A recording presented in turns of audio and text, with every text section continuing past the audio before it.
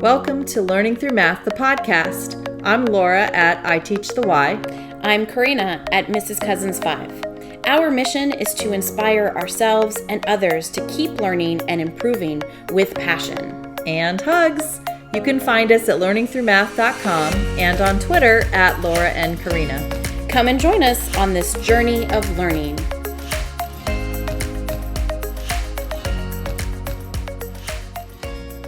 Thanks for joining us. We are recording this in August of 2020. And welcome to episode 10, 10 ways to use TenFrames. Yay! I'm so excited about this episode. We've been talking about this idea for this episode since episode 1. Yep. About using TenFrames in episode 10. So this is all about 10. And we wanted to save it for our 10th episode.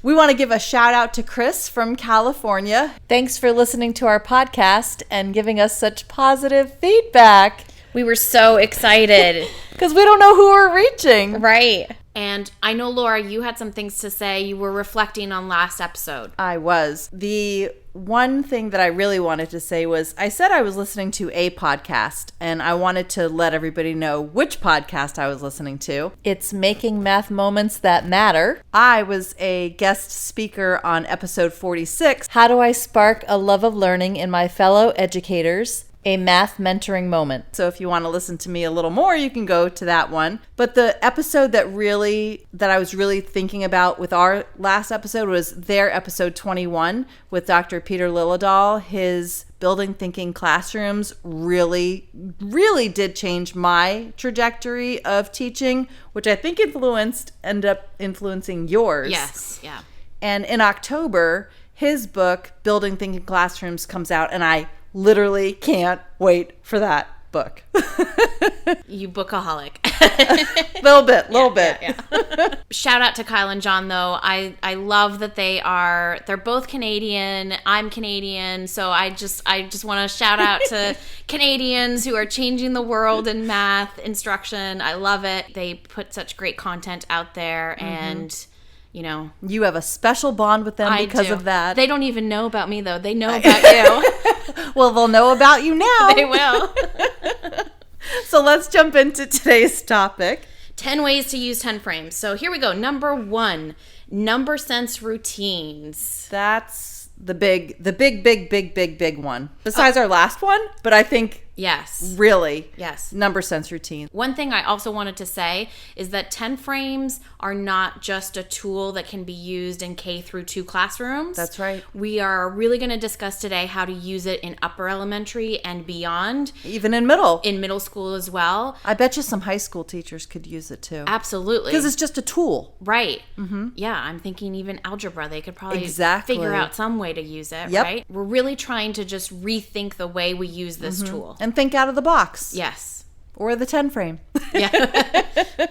Nice. So with our Numbersense routines, subitizing or subitizing, however you say it. We did look up a definition of subitizing. What we found was that subitizing can be defined as the ability to tell the number of objects in a set without counting. And it is the foundation of strong number sense. It's just like when you throw dice and you know that those 5 dots is 5 and you don't have to count all 5. Right. Or that you throw it and it's 3 and you don't have to count 3. It's just that perceived knowledge of knowing what those dots represent, of how many. And seeing it in a 10-frame structure allows them to quickly identify the number. Exactly. And the missing pieces too, right? Like yes, which the absence of. We're going to talk about that as well too. One person who I completely admire, and I've met him once. You have? I have. Oh my God, I'm so jealous. I didn't know this. Yes. When did you meet him? Oh, it was at, I want to say the NCTM regional conference maybe, I don't remember. And it was a couple years ago, but I went to one of his breakout sessions. Now I have to look it up to find out when I met him. And this man is the most giving and so knowledgeable about Numbersense routines. It's Steve Wyborny, and you can find him at stevewyborny.com, and I'll put the link in the show notes. If you are not familiar with him, you need to get familiar with him. Yes. ASAP. Like now. Now. Like, pause the podcast. And go look them up. You have our permission. Not that you need it, but... Yeah, there are so many resources on his page. And everything's free. Everything is free and made, already made. You just have to download it. The Splat is, I love Splat. His Mysteries. Those are fantastic. No, and the maze with the hundreds board is amazing. It really is. We're all about the puns today. But seriously, and the kids adore those activities. They absolutely love them. They beg for more every single time we do it. The clipboard series. I mean, there's so many. Phenomenal. I don't know how he has the time to put it all together. So I did hear his story, and I'm not going to share it with you right now, but it's definitely something that you want to hear. But go follow him on Twitter. Go to his website. He is amazing. Amazing. Okay. So number 2, tweaking the TenFrame. You can have it and you can double it. So using 5 frames and using 20 frames. Right. In all different kinds of situations. Right. And any more than 20, I think, just gets too much. Right. For just like how many? Right.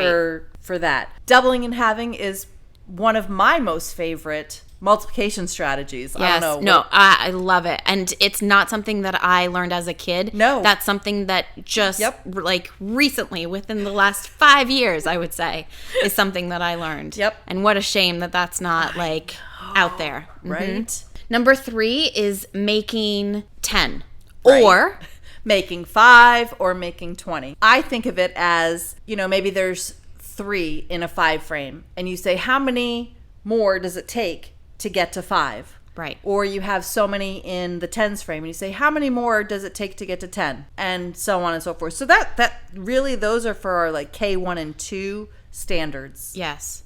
But we really see the need for them to understand how to make a 10 is it's critical in Numbersense. I was going to say foundational, but critical is the word. Yeah. You're right. And in number talks, it comes up again and again and again, especially when we're adding big numbers, when we're subtracting big numbers, when we're trying to do that mental math. They have to be flexible and efficient in making 10s. Because we are a base 10 system. Yeah. So you are so right. It is critical foundation. Critical. Absolutely. Number 4 is doubles plus 1, and doubles minus 1. Yes. And we can do this in a 10 and a 20 frame. Right. Or 2 TenFrames. Right. Which that's what I think of. When I think of a 20 frame, I don't mean a 5x4 array. I mean 2 10 frames. So thank you for making me clarify that. And when I was thinking of some 20 frames, I was thinking of a 2x10. So a longer rectangle. Oh. Yes. See, no, I wasn't. I was thinking of 2 10 frames close together. Huh. Yeah. So there's right even there's different ways of seeing it and playing with it. Oh, you mean we're being flexible with even 10 frames? Be flexible with your 10 frames. All right, so more about doubles and doubles plus 1 and doubles minus 1. Let's say that in a 10 frame, I have 6, but I don't have a 5 and a 1. I have a 3 and a 3. Okay. So again, kind of going back to the subitizing so that they know that 3 and 3 is 6. Right. But what if I have 4 on the top and 3 on the bottom? Technically, I can I can cover up that 1 and say, oh, there's 6 and 1 more. Yes. Or the opposite, where I could say, oh, if this bottom one was also filled in, it would be 8 minus 1 because I was missing 1 on the bottom frame. Right. And I think a lot of it, too, when it comes to using the TenFrame is using how it looks as well, right? Because if you have 3 and 3, then that looks like the dice 6. It does.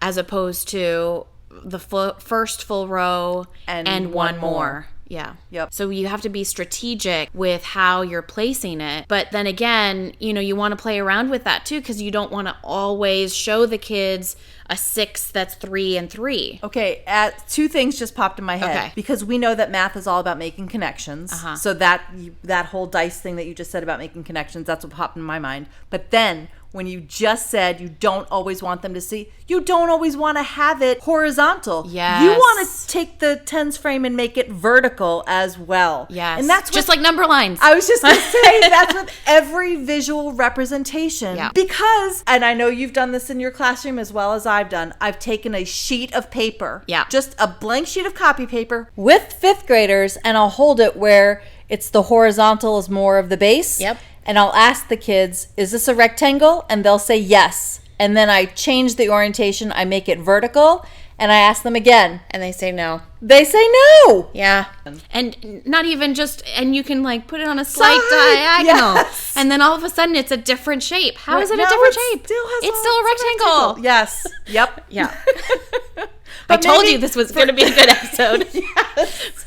We've had all of this inside us for 10 Building. episodes.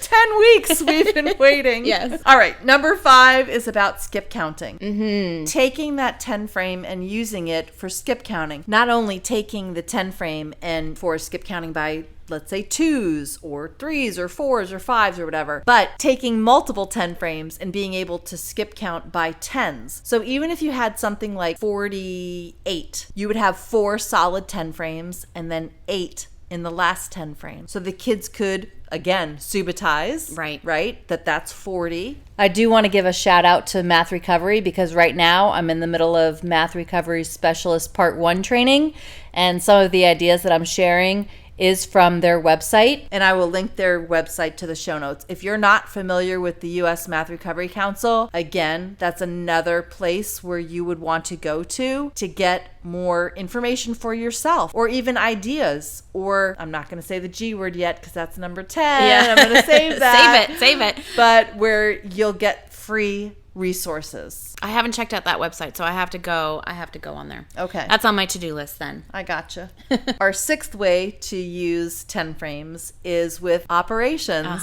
When we were discussing before our episode about recording, we were like, oh, should we say adding and subtracting in one and then multiply? No, like just put it all together. Yes. Yeah. Do you want to expand a little? With addition, it's where the 2 colored counters come in, right? So we've got one number represented by the red, and then the other addend represented by yellow counters, and same for subtraction. But one brilliant way to use the TenFrame is with any multiplication under 10. So, and that's as long as one number actually is under 10, because here's what you could do. Right. Inside each TenFrame, let's say you have to represent 3 times 7, right? You could laminate that TenFrame and each box becomes a group. So if I have 3 groups of 7, right, I can put little dots and represent 7, or the number 7, just write the number 7 depending on where the kids are in their efficiency, in how they see numbers. But go ahead and just draw or write that number, and then you have 7 and 7 and 7.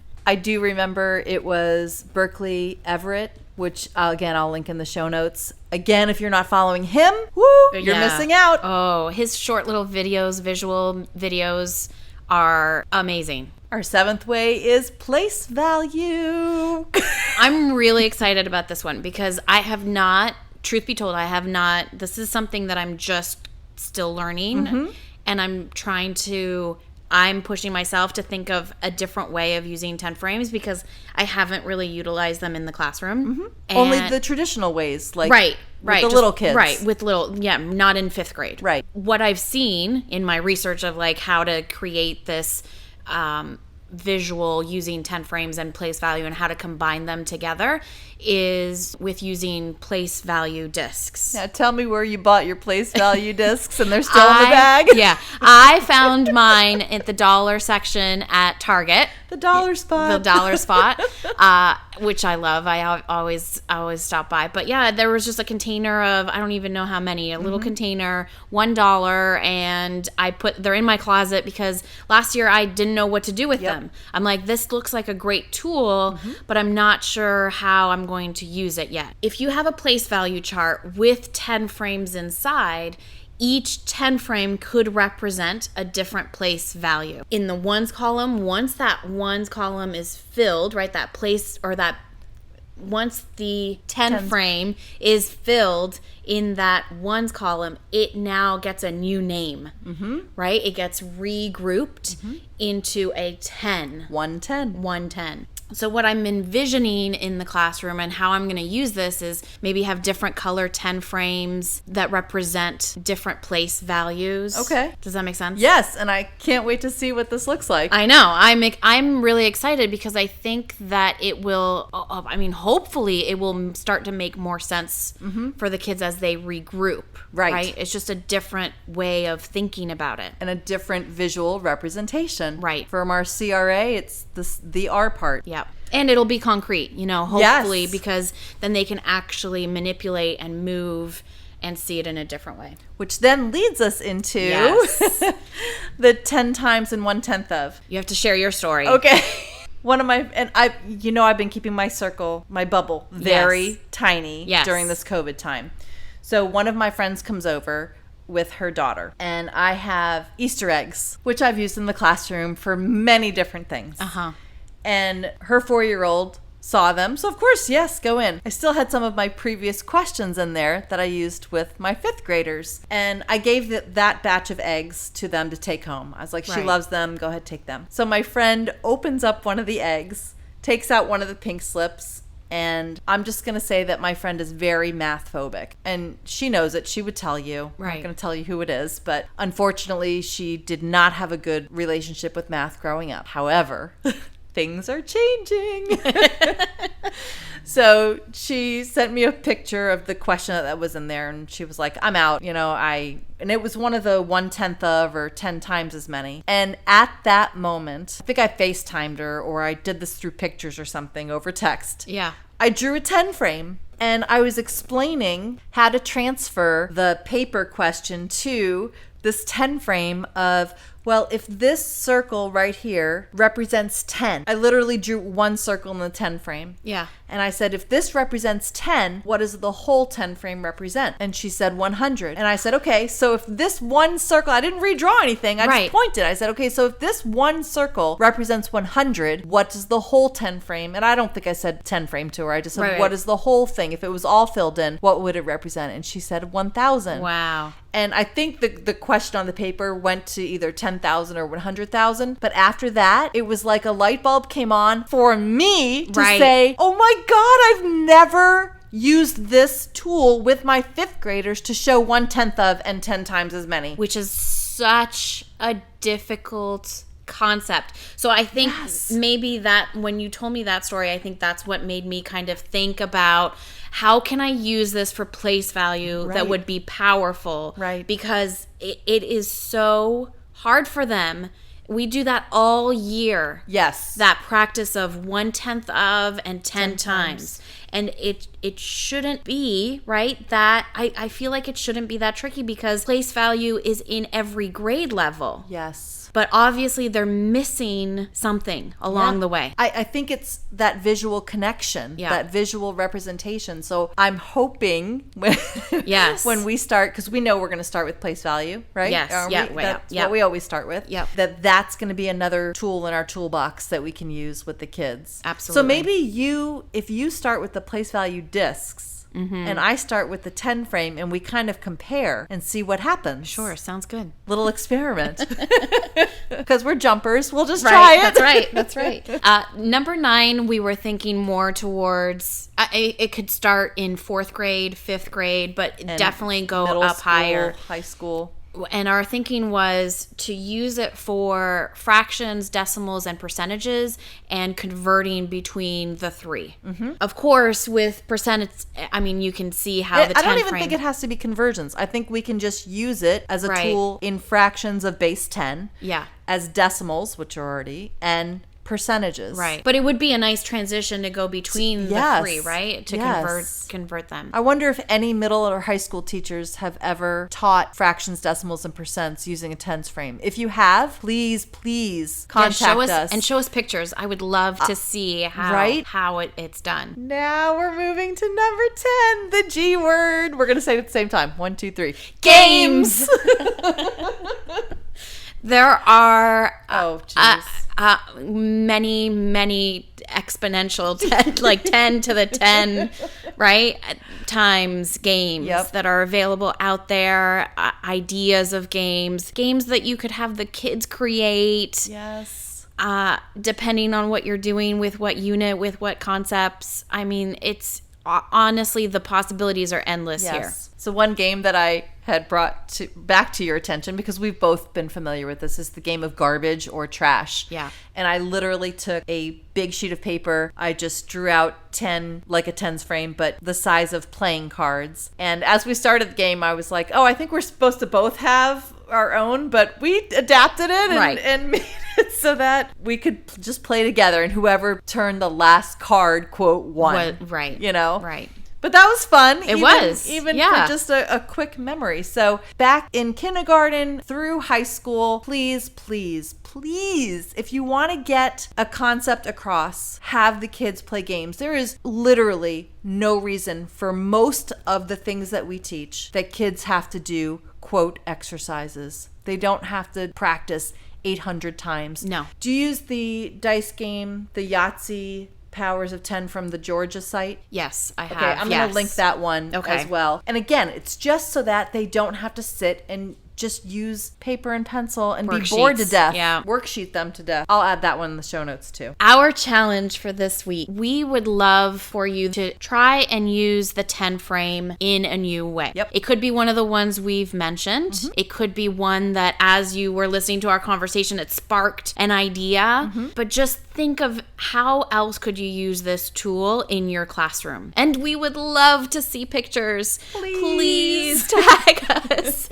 We'd love to see what you're thinking and what you're doing and learn from you as well. Because we're all learning together. Always. Thanks for joining us. We'd love for you to subscribe to our podcast and give us a 5-star review on your favorite podcasting platform. We invite you to join the conversation on Twitter by using the hashtag #LearningThroughMath. We'd love to hear your feedback. Make sure to tag us at Laura and Karina. It's always a pleasure to talk to you. To you too.